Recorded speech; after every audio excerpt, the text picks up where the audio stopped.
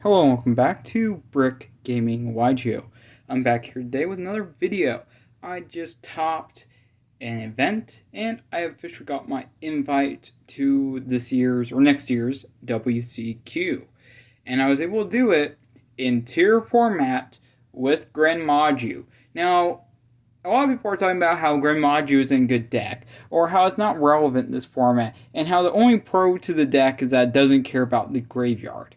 Well, I'm here to prove everyone wrong with that statement and show that this deck can still top, can still do well, and it's actually insane. So, previously, I've been on Eldritch forever. I haven't made deck profile or anything like that, any updates in a long time. So, I finally switched over decks because this format Eldritch was no longer relevant. It just wasn't playable. Now I'm playing a deck that has a good, well, I wouldn't say good, but has a pretty decent matchup against tier elements where you can still win. And this probably isn't the perfect build by any means. If someone were to sit down and really think about it, they could probably come up with a better build than I did. But I'm just going to get into what I played and my build for it. So first off, 3 Gren Maju. Easy. I'm playing over 40. You have to play 3 in my opinion. Next, 3 Inspector Border. Inspector Border is insane. Tiers have a really hard time against it, especially if you have back row to back up your Inspector Border. They struggle, same with Flu, same with a bunch of other decks. They have to try really hard to out this card, and if they're not able to out it, you just win. It's GG. What's your opponent going to do? They can stall, but you just gain so many resources from just having just one Inspector Border on the field. Next up is 3 Gizmek. This is kind of like the backup plan. If nothing else is going well, we see up Gizmek. It's a good card. It gets you more banishes for Gren Maju, which is always nice. It can pop monsters on the field. It just kind of helps out with the whole synergy of the deck. Next up, 3 Ear Millions. Of course, non-matching rarity. That's how it gotta be. But really great card. If your opponent can't negate or they can't get off the field immediately or anything like that, you can just use this card to control the game. Banishing face down is so broken. It's so good. So, yeah, just really enjoyed this card. It really worked out and was able to get me some games. Okay, next up, 3 Lord of the Heavenly Prison. I think you kind of have to play this card. So many people are just outing or using cards to out back row, stuff like that. So you really want to protect your own back row. Plus, if you don't see any other monsters or you can't really get anything going, Lord just allows you to open that up, get cards going, get into more resources, and it can definitely get you in there in the game. Next up, 3D Shifter. Really great card. It's the one card that's really relevant against tiers for sure. Pretty much any deck that doesn't really fully use the graveyard can play this card, and it can just really help out in that matchup. But I didn't want to play a deck where you're just relying on seeing one card to win you the game. Because, it just is so unlikely, especially when you're playing out more than 40 cards in your deck. And it can just lead into a lot of issues. So I play other stuff to kind of counteract that. And I want to play cards where it's like, this doesn't affect me, and where I can still have more ways to break the board or just win game 1, game 2, game 3, whatever it may be against tiers. Or against any other deck that, is a struggle. Oops, gonna mess up all of my tokens. No. Okay, next up for spells, because I don't play a lot of monsters. You don't need a lot of monsters in this deck. I see a lot of people playing the OTK build, and I'll get into why I don't like the OTK build as much this format. So first off, I play 2 Pod Desires. You have to. The card's semi-limited, it's lame, it's horrible, it's awful. But hopefully they bring back the 3. Would definitely give this deck a huge boost. Next up, I play Double Pop Extravagance. You just want to see more draw power. And the reason I play it as a 2 of is because you don't want a brick on it. Pod Desires I would definitely play as a 3 of. Pop Extravagance is always going to be a 2 of in this deck in my opinion. Next up, 2 Pop Duality. I know the whole 2 of ratios, just amazing. But it does work. It gets you there. It prevents you from breaking on them as much. So you want to see less bricks with this deck. If you see a brick with this deck, it really hinders you. And a lot of decks can just take you out in one turn if you brick. So you really want to avoid that. Next up, 1 Scapegoat. You want to at least be able to play into your extra deck if you have to. And I'll get into why you want to play into your extra deck if you can. And the deck, really with the monsters, you're never really going to use any of them for extra deck plays except for maybe Gizmek. but the rest, not really. Then I play one Call by the Grave. I know it's not optimal, but I just want more answers for tiers, more answers for hand traps. Again, this deck does have a lot of weaknesses, and the whole idea of playing this, like a lot of these ratios, a lot of these cards, is to counteract the weaknesses the deck inherently has. Next up, 1D Fissure. This is just another really good card in this format. If you can play it, I would play it. It's basically like Dimension Shifter, but permanent, so it's pretty good. I like it. It definitely would be better if you could play more copies. Next up, 3 Diamiscus. Now, I know that Tyrolement was playing this card. I mean, technically Sprite could play this card. A lot of decks can play this card. And this deck is actually pretty good. It allows you to stay in the game long enough. Like, let's say you're really down low on resources. You're able to hit a card if your opponent's playing traps, or you have more traps. Anything like that, you can bring this card back. Have it be a blocker. And we survive a bit longer. Now with the Shizu cards, this card's almost never going to do anything in the graveyard. They're going to get rid of this card 9 out of 10 times. They're going to see this and they're going to be like, nah, none of that. But it allows them to hit that, and if this is like the only one of the one cards in your graveyard, or if it's a card where you want kind of back in your deck. I'll explain why you might want this card back in your deck in a minute, but this card, honestly, just really good. It allows you to dodge by the graveyard effects of the tier. It allows you to deal with a lot of the Sprite stuff, get that off the board, all that type of cool stuff. Next up, 3 D-Barrier. 3 D-Barrier is still really good if you call Fusion. You're doing pretty nice. It really helps in the Sprite matchup and the tier matchup. Just a really solid card. I don't even know if I played this card once or twice. I just could not see it all day long, but luckily it did not matter. So yeah. Next card is a really weird card for this format. And I see almost no one or very few people playing this card, and I totally get it. It doesn't really work against a lot of matchups per se, but against tiers, again, that's why you're going to see a lot of this format, especially if you're doing YCSs, larger events. But Compulsory Evacuation Device. Really nice card. Definitely something I really like. Just good spot removal. Gets a card off the board. Prevents graveyard or banished effects. Just sends it straight back. Now against Flu, this card's absolutely worthless. Like, it's not absolutely worthless, but it's really bad in most situations. So, for that reason, I just usually, if I can, I'll side it out. But in a few matchups, it can be pretty nice.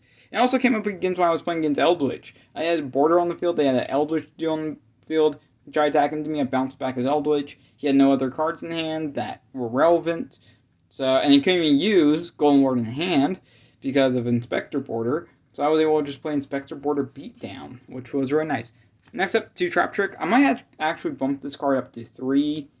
Like, this card has just been coming in clutch. And what I'm also referring to with Diamiscus, because if you play this card, you get rid of one of your Diamiscuses, you set the other, you activate that Diamiscus, and then if you're playing Shizu, they're going to want to shuffle the Diamiscus back in the deck.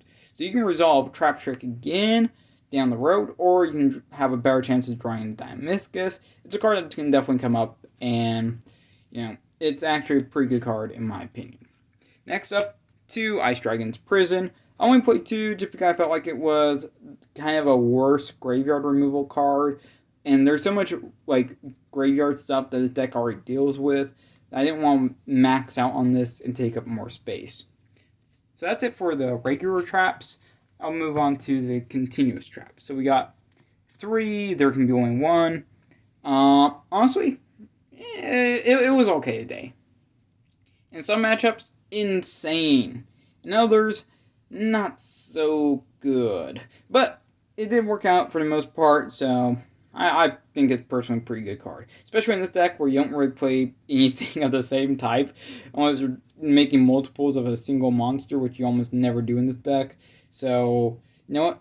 Does not hurt me, but hurts my opponent. That's the best feeling. Next up, 3 mistakes. There's only 2 cards in my whole deck that are hurt by mistake. And that's just 2 copies of Pot of Duality. Outside of that, it is perfectly fine. Mistake just gets you there against a lot of matchups. A lot of decks this format are hurt if they can't search. So Mistake is just really nice. And then, of course, the 1 copy of Macrocosmos. You gotta play it. You see it, you're feeling pretty good. Feeling pretty good about that. So, overall, pretty happy with my trap lineup for the most part. There's a few things I could change around in the future, but for the most part, I'm pretty happy. And then finally, 3 Solemn Judgments. Just 3, not 10. But Solemn Judgment does come, or not Solemn Judgment, Solemn Strike, what am I saying? Solemn Strike does come up, definitely a lot.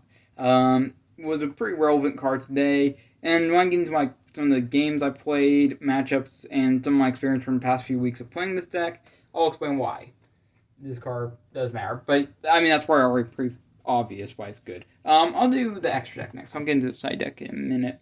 For extra deck, I played 2 Wink Rebo. Pretty good card. Only time you're ever going to make this card is if you activate Scapegoat. Same with the next card, 2 Wink Spider, only going to activate if you make Scapegoat. Next card, Asa, only going to activate if you're, or only going to use if you activate Scapegoat. So these cards, completely irrelevant if you don't see Scapegoat, which is fine. You don't care about your extra deck in this deck. Your opponent could probably banish, well, my opponent could probably banish my entire extra deck, and I'd be like, okay, cool, I guess I just don't make ER millions. So, honestly, none of these cards are too relevant. They rarely ever come up. But the rest of the cards do come up a little bit more often than others. So, for example, Dark, still a relevant card. It can still definitely come up. 2 Nightmare Phoenixes, definitely came up. Definitely has usefulness to it. Did I make a single card? I think I made 1 Link play the entire day. It did not come up very often while I was making any of these cards. 2 Cerberus, just in case, I guess, and then 2 Nightmare Unicorn. And with this deck, you can just play really weird ratios because, well, you're just going to banish everything. So if you need a card down the road and you're worried about banishing it, that's why you play weird ratios. Next up, 1 Draco Master of the Tenny. Now, this might be really weird to play, but basically with Scapegoat, this card can just be additional pops because you can go into, like, Link Spider or Link Rebo, link them off, then go into Draco Masters. You still have a token left on the field. Pop one of your opponent's monsters, and you can link off that token into whatever. But, I mean, it's a pretty decent card when it comes up. The stats are pretty nice on it, so yeah, in testing it was a little bit better than today, but it is 100% fine. And then finally, Zero Boros. Did not make it once. I really want to make it today because I thought it would be funny. Or not today, I did it yesterday. But I thought it would be funny, and then just never came up. Never came up. And then finally, Super Dreadnought Rail Cannon, Gustav Max, Big Cannon, Gopher. Honestly, did not come up either. In testing, every once in a while this card will come up, burn your opponent for time, do something like that, but nope. Nope, did not come up. Alright, moving to my side deck. Now, my side deck is going to be pretty standard for this format for the most part, and pretty standard for what you're going to see from a deck like this, but there are a few weird choices. Starting off, Lava Golem, just a good out card, burns your opponent for 1,000. Can be really useful in Game 2 or Game 3 if you're close to time. So, very, very useful overall. Just out your opponent's field. I have gotten so many wins off of just summoning Lava Golem to my opponent's side of the field, and them either being too low in life or too close to time where the burn just ends up giving me the game. Next up, 3 Silent Graveyard. This card is the MVP of this format. This card's insane. Especially in this deck, it's insane. It's just another way to shut down the graveyard, prevent your opponent from going too far plus. And the really nice thing is that you can activate this card at pretty much any time, and you're feeling pretty good. It's so relevant against so many different matchups. It just is real nice. Okay, next up, 3 Evenly Matched. Evenly Matched in this deck, it's a little bit weird, since this deck you're kind of always trying to OTK, but a lot of times when you're going second, your opponent puts up too much interruption, too many negates. So you want to be able to bait those out, or at least, break their board if they just have a bunch of smaller interruptions. Because this deck doesn't always have to go for an OTK, doesn't always have to win, that first turn. This deck can either go super fast or super slow. It's all up to how your hands go, and that's what's really interesting about this deck, is that there's not one single path to winning with it, per se. Now, of course, a lot of times you're just going to use Gren Maju to win, but still.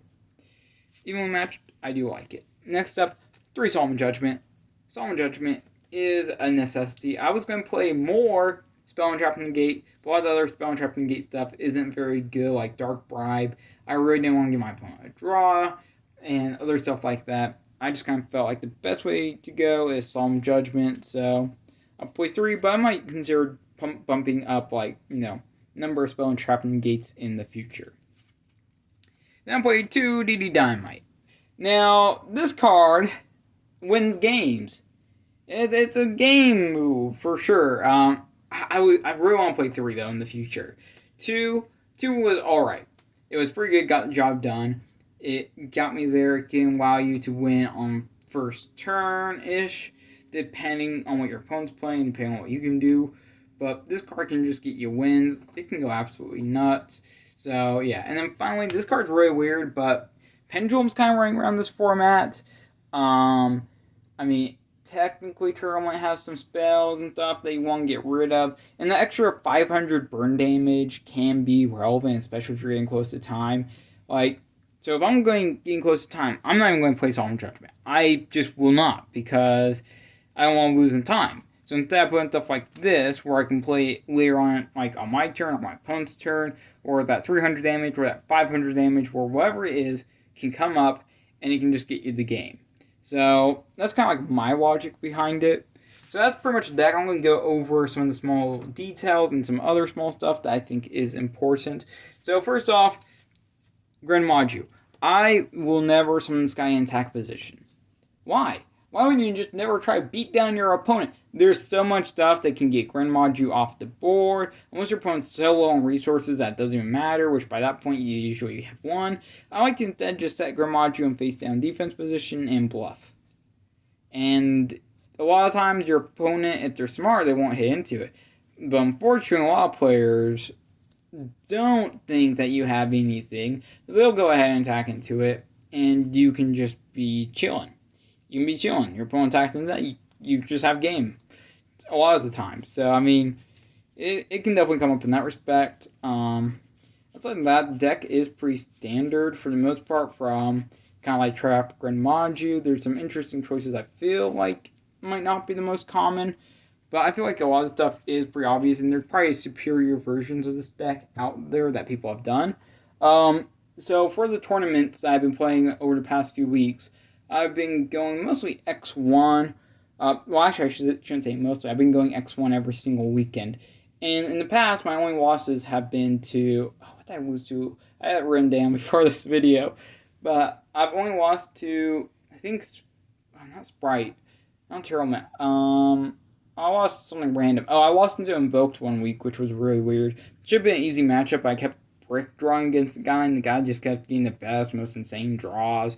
So it was more of a luck thing, not so much of a skill thing. Not so much, yeah, it wasn't like if I had seen something a little better, it could have gone differently, but, I mean, that was like one loss, and the other loss was to something, it doesn't matter, I hadn't lost to a Shizu until this weekend with this deck. 0 losses to a Shizu, 0 losses to Sprite with this deck. My only loss though, outside of Invoked was to Flunderies in previous weeks. So, at the qualifier, I ended up going X1-1.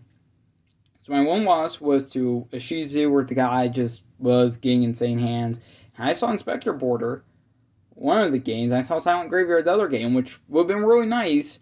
Like, by themselves, they sound good, but you need stuff to back them up to make those cards more impactful. And unfortunately, both times, I did not have impactful enough cards or enough follow-up to be able to secure the game against Ishizu, which was very unfortunate. And my draw was very oddly to Eldritch, but it was just more of a time issue. We were both really low on time, so that was unfortunate. Now for my wins, literally anything else I've been able to beat, like Pendulum. Relatively easy matchup. There are some difficulties if they get too far ahead, but I've learned that this deck can come back super easily. Then also, I was able to beat kind of like this Chaos Lightsworn deck. It was True Draco. What else did I play against? I played against other stuff. And then in Top Cut, I lost to Flunder. Now, I will say this about this deck. The one really hard matchup for this deck was Flunder. Flunder definitely has the best matchup against this deck. because this deck is so based around doing what Flunder does, but Flunder has an engine that did not have an engine. So in that matchup, this deck struggles. It struggles pretty hard. And now, it might just because I'm not playing the optimal build. I'm probably not. I see definitely things where there can be improvements for sure. I'm not gonna go around top like, oh my gosh, I built the best deck you'll ever see. But the deck at the top, it got my World Championship qualifier invite. So this deck can definitely do stuff. And it's honestly better than a lot of people say it is this format.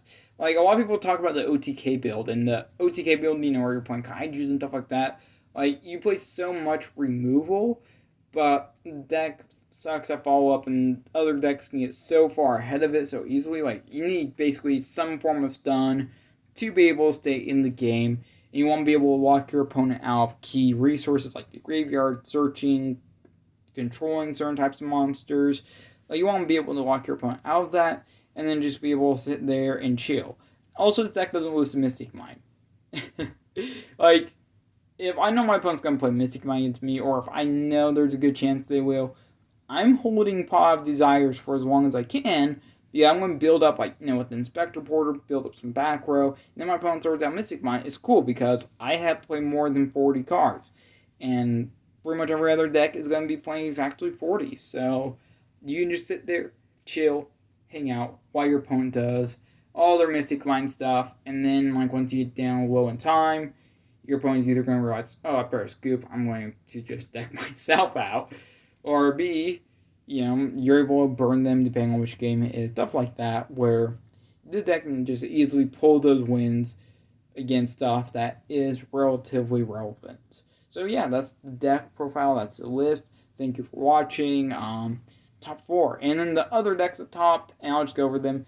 Eldritch, Ishizu, and Flunder all made into top 4. I'm not sure about any other standings or anything else besides that. That's just from where I was at.